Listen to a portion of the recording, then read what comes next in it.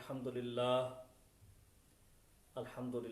وحدہ والصلاة والسلام علی من لا نبی بعدہ وعلی آلہ واصحابہ واہل بیتہ والتابعین نہجہ اما بعد فاعوذ باللہ من الشیطان الرجیم بسم اللہ الرحمن الرحیم قال اللہ تبارک و تعالی فی القرآن المجید والفرقان الحمید الحمدللہ رب العالمین صدق اللہ العلی العظیم و صدق رسولہ النبی الکریم ونحن علی ذالک من الشاہدین والشاکرین ان اللہ وملائکتہ یصلون علی النبی یا ایہا الذین آمنوا صلوا علیہ وسلموا تسلیما اللہم صلی علی سیدنا و مولانا محمد وعلی آلہ واصحابہ واہل بیتہ اجمعین برحمتک یا ارحم الراحمین۔ میرے عزیز، اللہ تبارک و تعالیٰ کا کروڑہا احسان کہ مالک لم یزل نے ہمیں اس ماہ مقدس میں زندگی کے سانس لینے کی توفیق عطا فرمائی، اور آج رمضان المبارک کا دوسرا دن ہے، اور آج کے درس قرآن میں ہم قرآن مجید فرقان حمید کے پارہ دوم کے اہم نکات آپ کے سامنے بیان کرنے کی جسارت کریں گے۔ یہ تو آپ کے علم میں ہے اور آپ بخوبی جانتے ہیں کہ اتنے تھوڑے سے وقت میں پورے پارے کے ہر لفظ یا آیت، بلکہ جو مضامین بطور ہنٹس میں آپ کے سامنے بیان کروں گا، ان میں سے ہر ایک پر کلام کرنا یہ بھی انتہائی مشکل ہے۔ تو میں خلاصتاً 10 یا 12 نکات آپ کے سامنے رکھوں گا، جو اپنی بساط کے مطابق، اپنے علم کے مطابق جو مجھے لگا کہ آپ کو بیان کرنا چاہیے، وہ 10 یا 12۔ ان کی تفصیل آپ خود تفسیر کی کتب میں پڑھیے گا۔ میں نے کل بھی تعارف کرایا تھا، تفسیر سیرات الجنان، آپ اس کا مطالعہ ضرور فرمائیے۔ تو جو میں بیان کروں گا ان میں سے 2 مضامین پر قدر تفصیل سے میں عرض کروں گا، باقی صرف آپ کی رہنمائی کر دوں گا۔ تو قرآن مجید فرقان حمید کا دوسرا پارہ، جس کا آغاز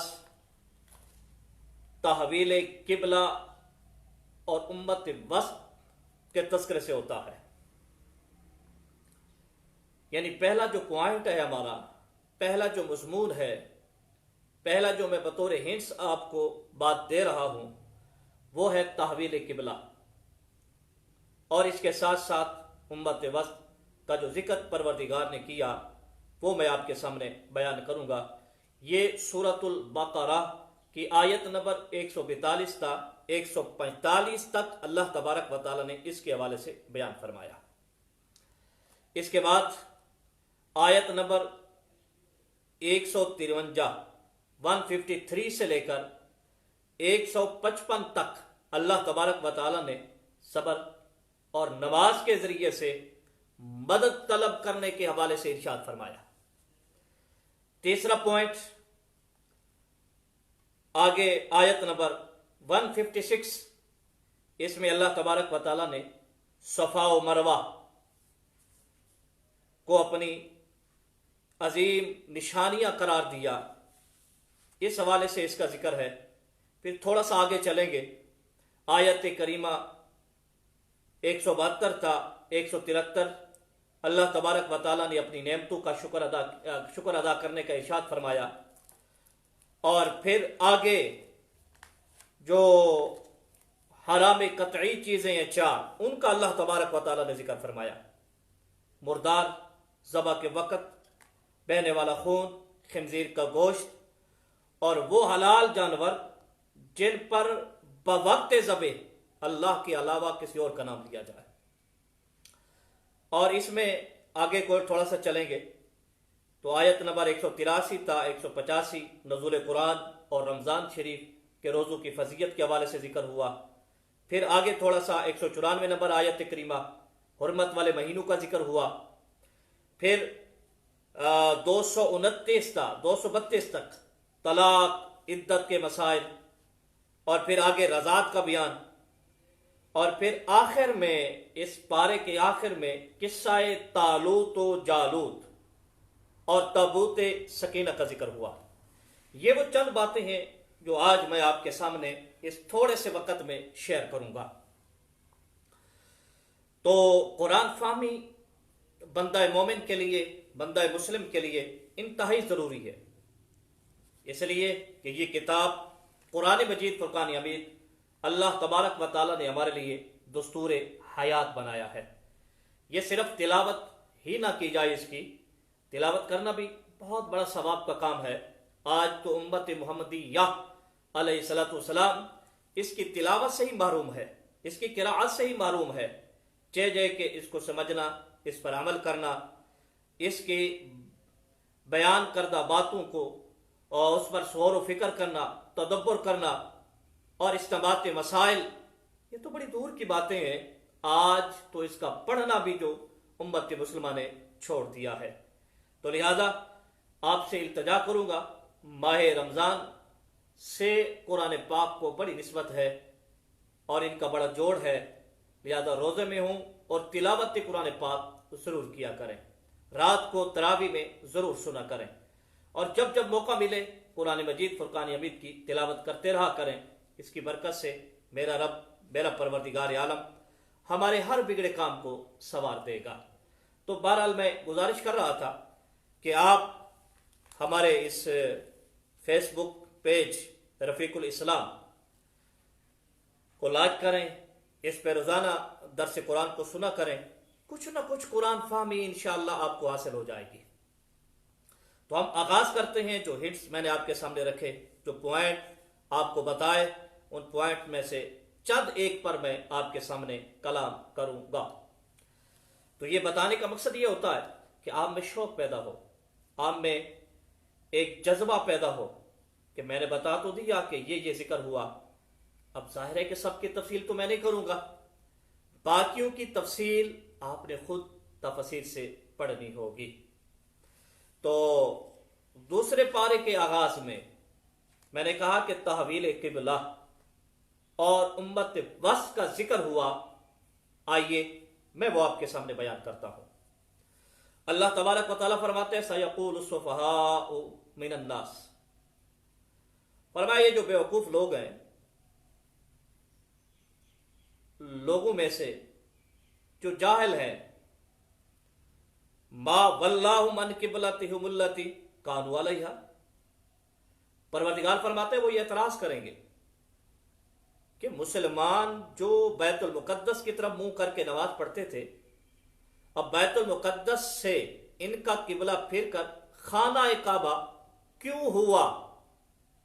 حالانکہ چاہیے تو یہ تھا کہ جس خدا کے حکم پر بیت المقدس کی طرف منہ کر کے نماز پڑھ رہے تھے مسلمان، اسی خدا کے حکم پر بیت المقدس سے منہ پھیر کر خانہ کعبہ کی طرف منہ کر لیا. تو اس میں کسی کو اعتراض نہیں ہونا چاہیے تھا، کسی کا سوال بنتا نہیں تھا. لیکن اللہ تبارک و تعالیٰ فرماتا ہے کہ جاہل لوگ اس پر اعتراض کرتے ہیں.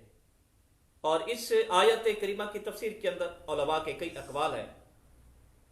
یہود، نصارہ اور منافقین، یہ کئی اقوال کو ملا کر میں آپ کے سامنے بیان کر رہا ہوں کہ یہ تینوں قومیں، یہودی بھی، عیسائی بھی اور بالخصوص منافقین، جیما گویاں کرتے تھے کہ بیت المقدس کی طرف ہم منہ کر کے نماز پڑھتے تھے، اب خانہ کعبہ کو قبلہ کیوں بنا دیا گیا؟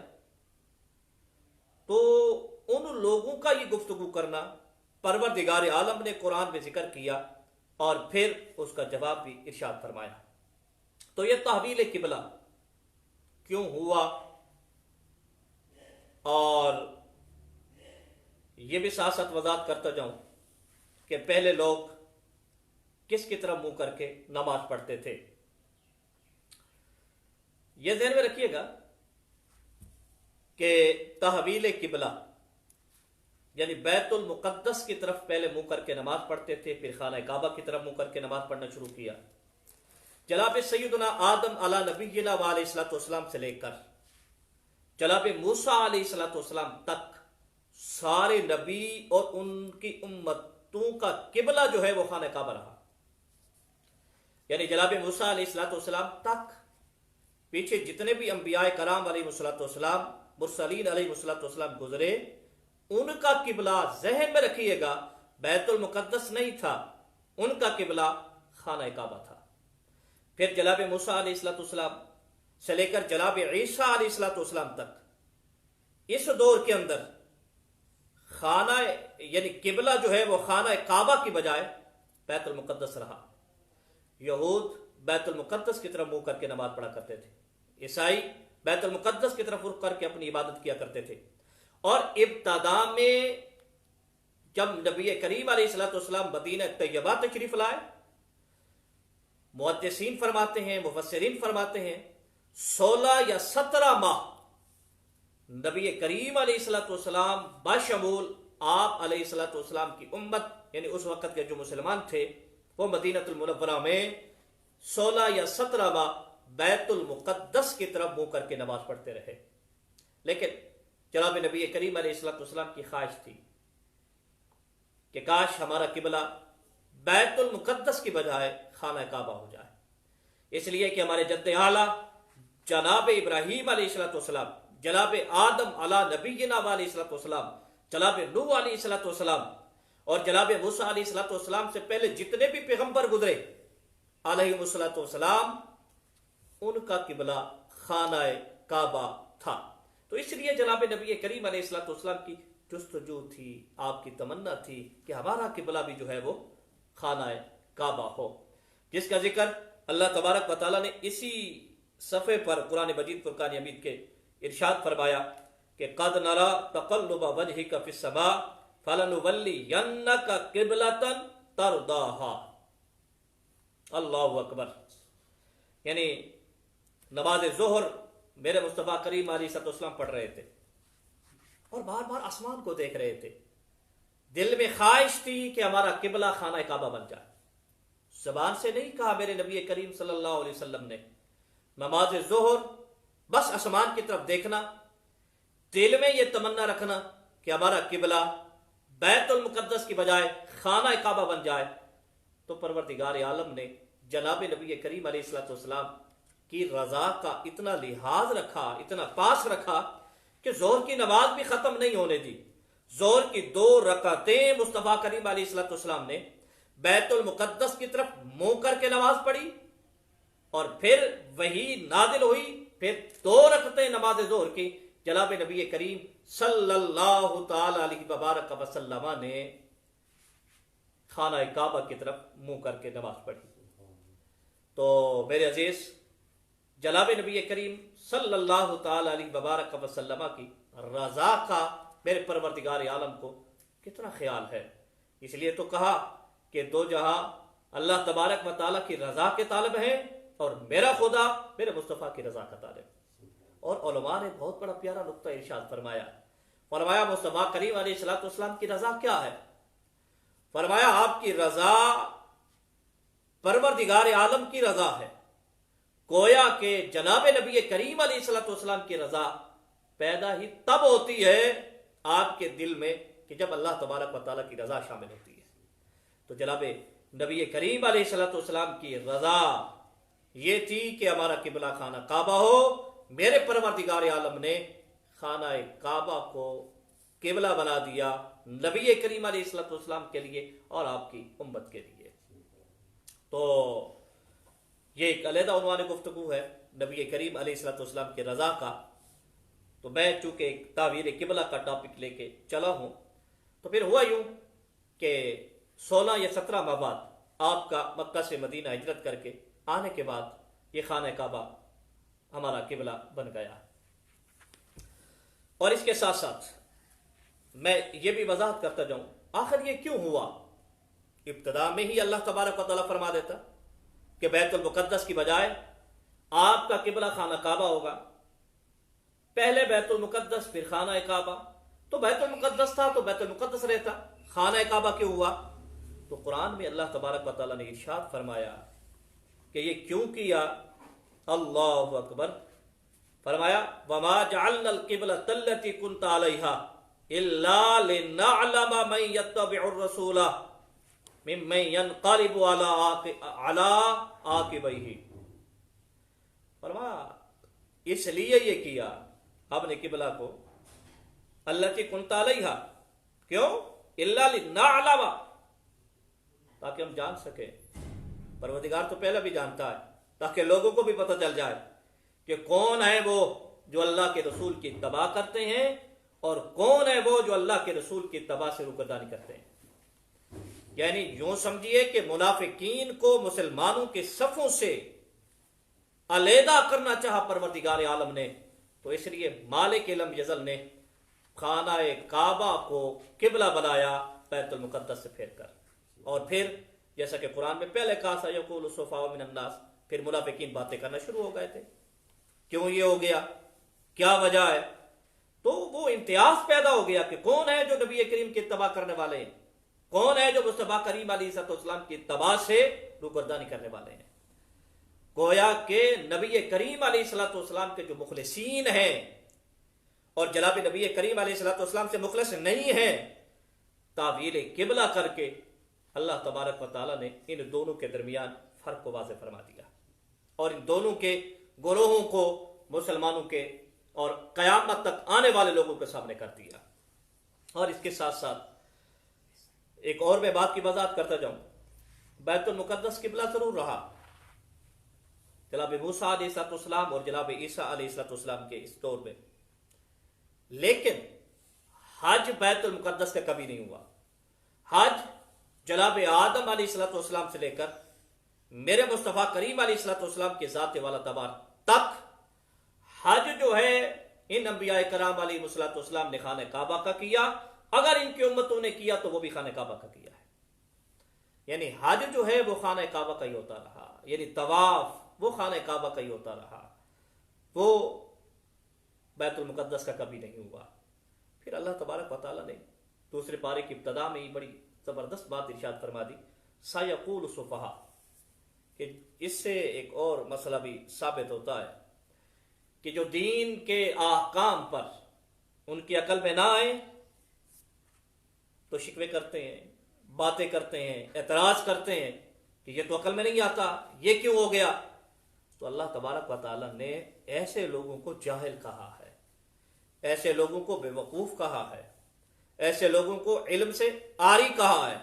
آج بھی اس کا بخوبی نظارہ ہوتا ہے، جو اپنے آپ کو بڑا پڑھا لکھا سمجھتے ہیں، دین کی دال سے بھی واقف نہیں ہوتے اور دینی احکام کے الف بھی نہیں جانتے، تو وہ اپنے عقل کوہتا کے ترازو میں دینی احکام کو جب تولنا شروع کر دیتے ہیں تو پھر طرح طرح کی باتیں ان کی زبانوں سے ادا ہوتی ہیں، اور ایسے لوگوں کے بارے میں قرآن نے کہا ہے کہ یہ بیوقوف لوگ ہیں، ہوں گے بظاہر بڑے ایجوکیٹڈ نظر آئیں گے، بڑے جنابے والا سوٹڈ بوٹڈ نظر آئیں گے، اور آپ ملیں گے تو آپ کہیں گے بہت بڑے ذہین و فتین ہیں، لیکن اگر اسلام کے احکام سمجھ میں نہ آئے اور ان پر اعتراض کرنے والے ہوں تو جان جانا کہ اصل بے وقوف یہی ہے، کیونکہ قرآن میں اللہ تبارک و تعالیٰ نے ان کے بارے میں ارشاد فرمایا ہے۔ اور آج میں تو کہا کرتا ہوں کہ ہماری شومی قسمت کہ آج ہر بندہ دین اسلام کے احکام کو بیان کرنے والا بھی بن جاتا ہے اور دین اسلام کے احکام پر اعتراض کرنے والا بھی بن جاتا ہے، یعنی موضوع باس ہی دین اسلام کو بنایا ہوا ہے۔ جبکہ ڈاکٹر ہے تو وہ انجینئر والے کاموں میں نہیں پڑتا، انجینئر ڈاکٹر والے کاموں میں نہیں پڑتا، درزی ہے تو وہ بڑھائی کے کام نہیں کرتا، بڑھائی ہے تو وہ سوٹ نہیں سی سکتا۔ تو اس لیے اگر کوئی اینکر ہے تو وہ دین اسلام نہیں سکھا سکتا، اگر کوئی ماس ایکٹر ہے تو وہ دین اسلام نہیں بیان کر سکتا، اگر وہ سال کے 11 ماہ وہ ایکٹنگ میں گزارے، ڈرامے اور فلمیں بنائے اور ماہ رمضان میں آ کر ہمیں دین سکھائے، یہ بہت مشکل بات ہے، اس کے بس کی بات نہیں ہے۔ تو لہٰذا دین ان سے سیکھیں جنہوں نے دین کو پڑھا ہے، اور اللہ کے فضل و کرم سے علماء اہل سنت کی کمی نہیں ہے، وہ بیان کرنے والے ہیں، ان کے سنیں، آپ ان کی گفتگو کو سنیں، ان کے جو بیان کردہ مسائل ہیں ان کو سنیں تو انشاءاللہ عز و جل آپ کی دنیا بھی، آپ کی قبر بھی، آپ کی آخرت بھی سنورے گی۔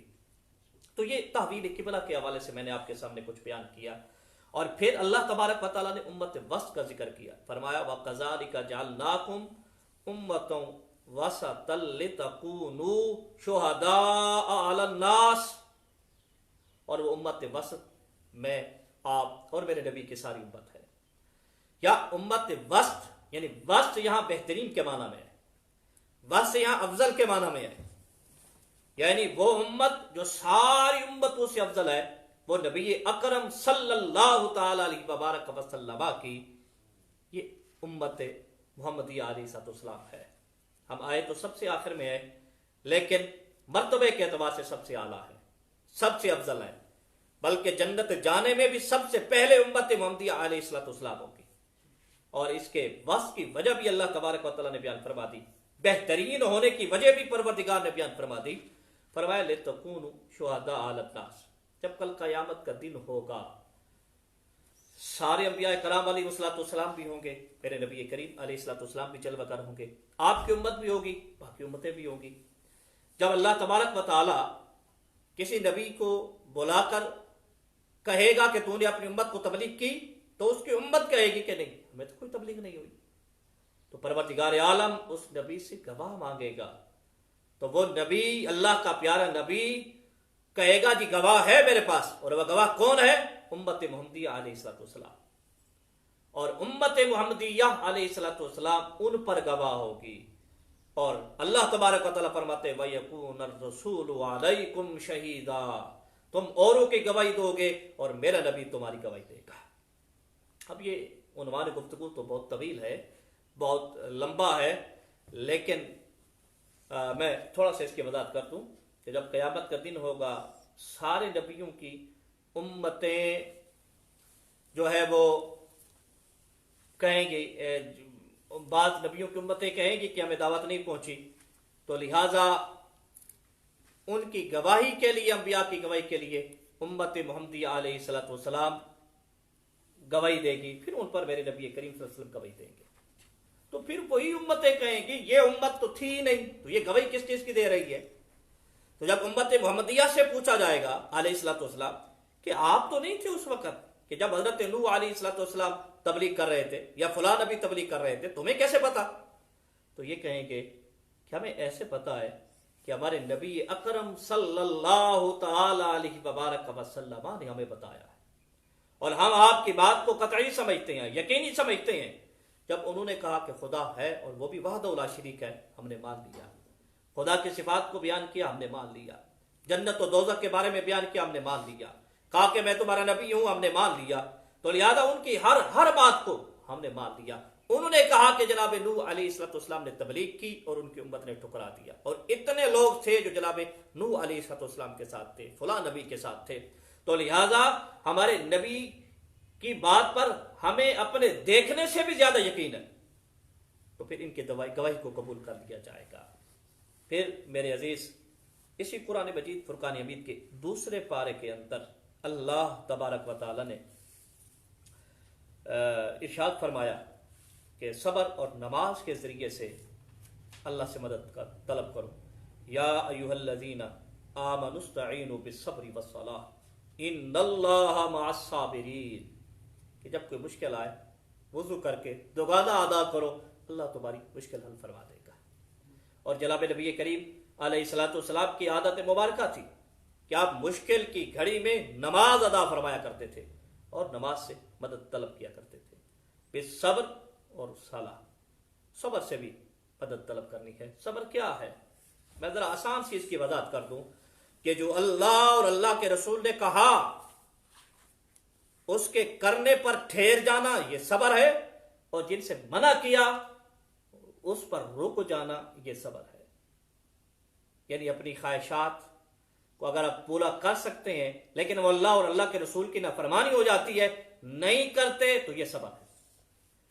تو اللہ تبارک و تعالی ہم سب کو صبر کی توفیق عطا فرمائے۔ آگے اللہ تبارک و تعالی فرماتا ہے کہ وَلَنَبْلُوَنَّكُمْ بِشَيْءٍ مِّنَ الْخَوْفِ وَالْجُوعِ وَنَقْصٍ مِّنَ الْأَمْوَالِ وَالْأَنفُسِ अनफुसी वस्समरात, यानी इससे पहले शुहदा का जिक्र हुआ कि जो अल्लाह की राह में कत्ल हो जाते हैं, शहीद हो जाते हैं, भला तक़ूलू, उन्हें मुर्दा मत कहो, वो मुर्दा नहीं है, वो जिंदा है, बल अहयाउन वलाकिन ला तशऊरून, तुम्हें शऊर नहीं है। यानी अल्लाह तबारक व तआला फिर अपने खास बंदों को इम्तिहान में मुब्तला करता है, कभी दुश्मन का खौफ, कभी काश साली की वजह से भूख, कभी बालों में कमी, कभी प्यारों का मर जाना, दुनिया से चला जाना, और कभी फलों में कमी का आ जाना। फरमाया फबश्शिर साबिरीन, जो सब्र करता है उनके लिए खुशखबरी है। प्यारे अभी उनको खुशखबरी सुना दो। अल्लज़ीना इज़ा असाबतहुम मुसीबा, जब उन्हें मुसीबत पहुंचती है तो क्या कहते हैं, इन्ना लिल्लाहि व इन्ना इलैहि राजिऊन, वावेला नहीं करते बल्कि वो ये कलिमात कहते हैं। तो अल्लाह फरमाते हैं उलाइका अलैहिम सलवातुम मिर रब्बिहिम व रहमह व उलाइका हुमुल मुहतदून। फिर आगे अल्लाह तबारक व तआला ने सफा और मरवा के हवाले से भी जिक्र फरमाया, इन्न सफा वल मरवा मिन शाइरिल्लाह, ये तो पहाड़ियां हैं सफा और मरवा की। जनाब इब्राहीम अलैहिस्सलाम ने अपनी ज़ौजा जनाब हाजरा और अपने लख्त जिगर जनाब इस्माईल अलैहिस्सलाम को यहाँ जहाँ चाहे जमजम है, जमजम का कुआं है, यहाँ पे छोड़ा। तो जनाब हजरत हाजरा अलैहिस्सलाम के बेटे जनाब इस्माईल अलैहिस्सलाम, चूंकि ये जंगलों बेअबान था, यहाँ तो अशरातुल अर्द भी रहना गवारा नहीं करते थे, प्यास लगी और आप एक पहाड़ी पे चढ़कर मरवा से पहाड़ी पे चढ़कर दूसरी की तरफ गई और फिर वहां से यहाँ आई, सफा से मरवा, मरवा से सफा, तो आप दौड़ी। तो अल्लाह तबारक व तआला फरमाते हैं इन्ना सफा वल मरवा मिन शाइरिल्लाह, अल्लाह ने इसको अपनी शायर में से बना दिया, अपनी निशानी कह दिया। तो पता चला कि कोई भी चीजें जिनको अल्लाह के प्यारे बंदों से निस्बत हो जाए तो उनका मकाम कुछ और ही हो जाता है। तो आज भी पूरी उम्मत मुसलमान जो हज करने के लिए जाती है, सफा और मरवा पर दौड़ना उसके लिए वाजिब है, जरूरी है। क्या पानी की तलाश होती है? पानी तो उसके बगल में होता है। क्या उसका कोई बेटा प्यास से प्यासा होता है, उसको सैलाब करना है? नहीं, कोई पानी की तलाश और जस्तजू नहीं होती। ये बस अल्लाह तबारक व तआला की पाक बंदी जनाब हाजरा अलैहिस्सलाम दौड़ी थी, अल्लाह ताला ने क़यामत तक सारे मुसलमानों को उस पर दौड़ा दिया है। और इससे आगे भी कई, जैसे मैं पहले बयान कर चुका। हाँ, एक मसले की वजाहत कर दूं और फिर आपके सामने मुख्तसर सा एक किस्सा तालूत और जालूत उसको भी बयान करना चाहूंगा ताकि आपको बात समझ में आ जाए। बात तो टाइम तो बढ़ जाएगा, लेकिन मैं उम्मीद करता हूं कि इंशाअल्लाह अज़्ज़ व जल आपके लिए मुफीद होगा। इसी पारे के अंदर अल्लाह तबारक व तआला ने 4 हराम कतई चीजों को बयान फरमाया। मुर्दार, ऐसा हलाल जानवर जो ज़बह शरी के बगैर मर जाए, जिसको ज़बह ना किया जाए, वो मर जाए तो ये मुर्दार है, इसका खाना हराम। और ज़बह के वक्त जो बहने वाला खून होता है, जिसे दमे मसफूह कहा जाता है, वो भी हराम। और जो रगों में बाकी बच जाता है वो हराम नहीं होता। और खिंजीर का गोश्त, मेरा ख्याल है इस पर किसी को कलाम नहीं है। आखिरी जो मसला है वो हलाल जानवर कि जिस पर अल्लाह तबारक व तआला के अलावा किसी और का नाम लिया जाए। वमा उहिल्ला बिही लिगैरिल्लाह, अल्लाहु अकबर। इसका मतलब आप समझ लीजिए, मतलब यह है कि जब बंदा ज़बह कर रहा है तो बिस्मिल्लाह अल्लाहु अकबर उनसे कहना है, तो अल्लाहु अकबर की बजाय वो अपने पीर का नाम ले लेता है, अपने बाप का नाम ले लेता है, अपने मुर्शिद का नाम ले लेता है, अपने उस्ताद का नाम ले लेता है, इवन ये कि अल्लाह के अलावा अल्लाह के किसी वली का नाम ले लेता है, किसी नबी का नाम ले लेता है, जनाब नबी करीम सल्लल्लाहु अलैहि वसल्लम का नाम ले लेता है, तो जानवर हराम। क्योंकि बवक्त ज़बह जानवर पर अल्लाह ही का नाम लेना है। बिस्मिल्लाह अल्लाहु अकबर कहेंगे, छुरी फेरेंगे, तब जानवर ज़बह होगा, हलाल होगा, वरना इसके अलावा किसी और का नाम लेंगे तो जानवर हराम है। लेकिन इसका यह मतलब हरगिज़ नहीं है कि अगर मैं ये कहूं कि ये जानवर फलां के नाम पे ज़बह कर रहा हूं, ये जानवर ज़बह करके फलां को इसाले सवाब करूंगा, तो जैसे कुर्बानी का जानवर है, अकीके का जानवर है, तो इसी तरह ये जानवर ये है जो मैंने अपने पीर के नाम पर ज़बह करके उनको इसाले सवाब करूंगा। شیخ عبد القادر جیلانی علیہ الرحمہ کو، خواجہ معین الدین چشتی اجمیری علیہ الرحمہ کو، تو جانور کے ذبح کرنے سے پہلے اگر کسی کا نام لے لیا جائے یا اس کے بعد، تو یہ جانور حرام نہیں ہوتا، کیونکہ بوقت ذبح اس پر اللہ کا نام لیا گیا ہے۔ تو اب اس کا یہ مطلب اور مفہوم نکالنا میں سمجھتا ہوں کہ شریعت کے اس مسئلے کو بگاڑنے والی بات ہے، اور قرآن مجید فرقان حمید کی اس آیت کریمہ کا مطلب اور مفہوم نہ سمجھنے والی بات ہے۔ آخری بات قرآن مجید فرقان حمید کہ یہ دوسرے پارے کا یہ آخری اور سیکنڈ لاسٹ جو پیج ہے، اس پر اللہ تبارک و تعالیٰ نے قصہ طالوت و جالوت کو بیان کیا، اور تابوت سکینہ کو۔ جو رفیق الاسلام پیراڈائز ویلی میں جمعہ پڑھتے ہیں وہ تو اس بات کو بخوبی جانتے ہیں کہ ہم اس قصہ طالوت کو بھی اور تابوت سکینہ کو بھی بڑی وضاحت کے ساتھ جمعہ کے بیان میں بیان کر چکے ہیں، لیکن آئیے آج بھی اس کو سنتے ہیں۔ یہ انشاءاللہ آپ کے لیے اہم ہوگا اور بہت ساری باتیں آپ کے لیے نئی ہوں گی۔ جناب موسیٰ علی نبینا علیہ السلام کے بعد بنی اسرائیل کی اعتقادی اور عملی حالت جب نگفتہ بے ہو گئی، جب حالات بیان کرنے کے قابل نہ رہے، تو پھر اللہ تبارک و تعالیٰ نے جالوت جیسا جابر بادشاہ اور اس کی قوم ان پر مسلط کر دی، جسے قوم عمالقہ کہا جاتا ہے۔ یہ بحر روم کے ساحل پر واقع ہے۔ انہوں نے آ کر بنی اسرائیل کو قتل کیا اور ان کے بہت سارے لوگوں کو قیدی بنا لیا، جانور ان کے لے گئے، ان کی زمینوں پہ قابض ہو گئے، بہت سارے ان کے غلام بنا دیے۔ تو بنی اسرائیل پر جالوت کی قوم نے بہت زیادہ ظلم کیا، یعنی اللہ تبارک و تعالیٰ نے جب ان کی حالات صحیح نہ رہے اعتقادی طور پر اور عملی طور پر، تو اللہ تبارک و تعالیٰ نے جالوت جیسا جابر بادشاہ ان پر مسلط کیا اور اس کی قوم کو ان پر مسلط کر دیا۔ اس وقت ان کے پاس کوئی نبی وجود نہیں تھا، ایک اللہ کی پاک بندی تھی جو حاملہ تھی، ان کے بچہ پیدا ہوا جن کا نام جناب شموئیل علیہ السلام تھا۔ اور جب یہ پیدا ہوا ان کی والدہ نے بیت المقدس میں ایک بزرگ کے پاس چھوڑا، وہ بزرگ ان سے بڑا پیار کرتے تھے۔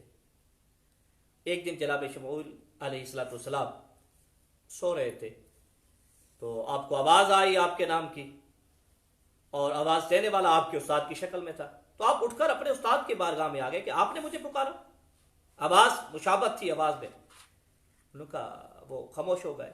پھر دوسرے دن بھی یوں ہوا، پھر تیسرے دن استاد نے کہا، وہ بزرگوں نے کہا کہ آپ جواب میں اگر پکاروں آپ کو تو مجھے جواب نہ دیجیے گا۔ تو وہ اصل میں جناب جبرائیل علیہ السلام تھے، اور جناب جبرائیل علیہ السلام نے تیسری رات آ کے آپ کو نبوت کی خوشخبری سنا تھی۔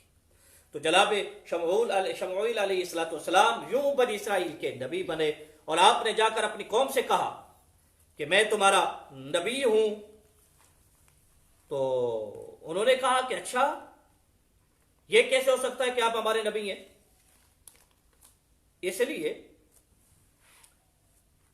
اگر آپ ہمارے نبی ہیں تو پھر اللہ تبارک و تعالیٰ سے عرض کریں کہ وہ ہمیں کوئی بادشاہ دے کہ الم ترى الى الملأ من بنی اسرائیل من بعد موسیٰ، اے پیارے حبیب آپ نے دیکھا نہیں اس گروہ کو جو جناب موسیٰ کے بعد تھے بنی اسرائیل؟ اذ قالوا لنبی، انہوں نے اپنے نبی جناب شموئیل سے کہا کہ آپ اللہ سے کہیں کہ ہمارے لیے ایک بادشاہ بھیجیں اور ہم اس کے ساتھ مل کر اللہ کی راہ میں جہاد کریں گے۔ قال هل عصیتم ان کتب علیکم القتال الا تقاتلوا، اللہ کے نبی کہتے ہیں کہ کیا تم نافرمانی تو نہیں کرو گے اگر تم پر قتال کو فرض کیا گیا، لڑو گے صحیح؟ قالوا وما لنا الا نقاتل فی سبیل اللہ وقد اخرجنا من دیارنا وابنائنا، تو کہنے لگے کہ کیسی باتیں کر رہے ہیں اللہ کے پیارے نبی، جن لوگوں نے ہمیں گھروں سے باہر نکالا، ہم پر مسلط ہو گئے، ہمیں سے بعضوں کو قیدی بنا لیا، ہماری زمینوں پر قبضے کر لیے، تو کیا ہم ان کے خلاف جہاد نہیں کریں گے؟ تو پھر جو اللہ کے نبی نے خدشے کا اظہار کیا ویسے ہی ہوا۔ جب جہاد ان پر فرض ہوا تو سوائے چند ایک بعض نے کہا اتنی تعداد بچ گئی تھی جو جگہ بدر میں تھی، 313 کے علاوہ باقی سارے بھاگ گئے تھے اور انہوں نے انکار کر دیا جہاد کرنے سے۔ تو خیر، تو میں قصہ طالوت و جالوت، پھر اللہ تبارک و تعالیٰ نے جناب شمعیل علیہ السلام کو وحی کی کہ یہ جو بنی اسرائیل کے یہ قوم ڈیمانڈ کر رہی ہے بادشاہ کی، تو طالوت ان کا بادشاہ ہوگا۔ اور نشانی کیا تھی کہ آپ ایک عصا لے لو اور اس قوم میں سے جس شخص کا قد اس عصا کے برابر ہو وہ ان کا بادشاہ بنے گا۔ تو جناب شمعیل علیہ السلام نے عصا لیا اور بنی اسرائیل کے لوگوں کا قد ناپنا شروع کیا، تو طالوت کا قد اس عصا کے برابر تھا۔ آپ نے کہا یہ آپ کے بادشاہ ہے، تو وہ کہنے لگے یہ کیسے ہمارے بادشاہ ہو سکتے ہیں؟ اس لیے کہ نبوت تو لاوی بن یعقوب کے خاندان میں اور بادشاہت یہود بن یعقوب کے بادشاہت کے خاندان میں، یہ تو دونوں خاندانوں میں سے کسی خاندان کے نہیں ہیں۔ تو پھر کہنے لگے کہ اگر یہ ہمارا بادشاہ ہے تو اس پر کوئی نشانی۔ اللہ اکبر۔ تو پھر قرآن کہتا ہے کہ اللہ کے نبی نے ان کو کہا کہ وَزَادَهُ بَسَطًا فِي الْعِلْمِ وَالْجِسْمِ، یہ ضروری نہیں ہے کہ وہ یہود بن یعقوب کی اولاد میں سے ہو تبھی بادشاہ بنایا جائے۔ اس وقت یہ جسم کے اعتبار سے بھی، علم کے اعتبار سے بھی تم سب پر حاوی ہے اور زیادہ ہے۔ اللہ تعالیٰ نے جسم بھی ان کو آپ سے توانا دیا ہے، علم بھی توانا دیا ہے، لہذا یہی تمہارا بادشاہ ہوگا۔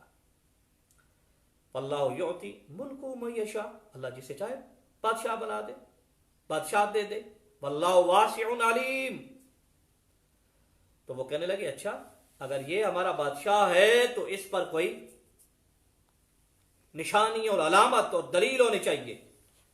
تو اللہ کے پیارے نبی نے کہا کہ وقال لهم نبیہم ان آیت ملکہ ان یأتیکم التابوت فیہ سکینۃ من ربکم، کہ فرمایا کہ اس کی نشانی یہ ہے کہ تمہارے پاس تابوت سکینہ آ جائے گی۔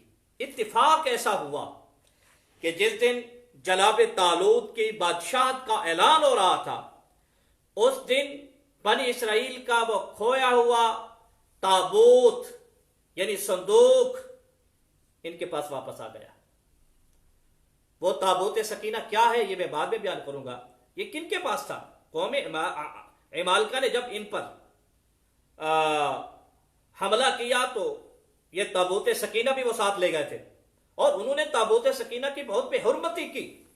وہ سمجھ گئے کہ ہم پر طرح طرح کی جو بیماریاں ہیں عمالقہ پر، یہ تابوت سکینہ کی بے حرمتی پر ہے، تو انہوں نے ایک بیل گاڑی پر اس کو رکھ دیا اور چھوڑ دیا، اور فرشتے ان کو وہاں لائے جہاں پہ طالوت کو بادشاہ بنایا جا رہا تھا، اور اللہ کے نبی جناب شمعیل علیہ السلام نے کہا تھا کہ تابوت سکینہ آئے گی، اور یہ تابوت سکینہ طالوت کے بادشاہ ہونے پر بہت بڑی دلیل ہوگی۔ اب یہ تابوت سکینہ کیا ہے؟ تابوت سکینہ جناب آدم علی نبینا و علیہ السلام کو اللہ تبارک و تعالیٰ نے عطا فرمائی تھی۔ تابوت کا معنی صندوق، اور اس صندوق میں کیا تھا؟ سارے انبیاء کلام علیہ السلام کی تصویریں اور دیگر تبرکات، اور جناب نبی کریم علیہ السلام کے تو گھر کی تصویر بھی موجود تھی،